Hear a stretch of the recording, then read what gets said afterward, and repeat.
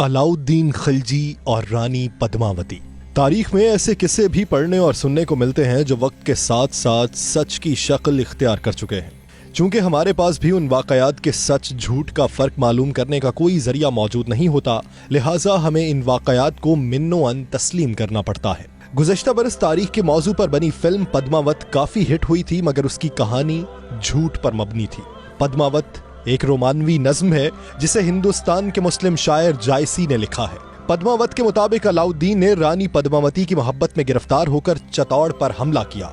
लड़ाई कई माह तक चली और अलाउद्दीन ने रानी के शौहर राजा रतन को कत्ल कर दिया, लेकिन इससे पहले कि अलाउद्दीन रानी पद्मावती तक पहुंचता, उसने अपनी कनीजों के साथ सती होकर जान कुर्बान कर दी। जबकि हकीकत यह है कि सुल्तान अलाउद्दीन खिलजी एक काबिल, मुंतजिम और बेहतरीन सिपा सालार था। उसने हिंदुस्तान को माशी और अस्करी तौर पर बड़ी ताकत बनाने में नुमाया किरदार अदा किया और माशरती और माशी इस्लाहात नाफिज की ताकि निजाम हुकूमत बेहतर हो सके। अलाउद्दीन खिलजी ने एक दो नहीं 5 मरतबा हमलावर मंगोल फौज को शिकस्त दी। कुतबे तारीख की रूह से 1330 में अलाउद्दीन खिलजी ने चित्तौड़ पर हमला किया था। उस जंग में मशहूर सूफी शायर अमीर खुसरो भी अलाउद्दीन के साथ थे। बाद अज़ा उन्होंने सलातीन दिल्ली की जंगों का तज़किरा एक किताब खजीनतुल फतूह में तहरीर किया। इस किताब में किसी जगह रानी पद्मावती का जिक्र नहीं मिलता। सुल्तान अलाउद्दीन खिलजी के दौर में ज़ियाउद्दीन बर्नी मशहूर मुअर्रिख गुजरा है। उसकी किताब तज़किरा फ़िरोज़ शाही आलमी शोहरत रखती है।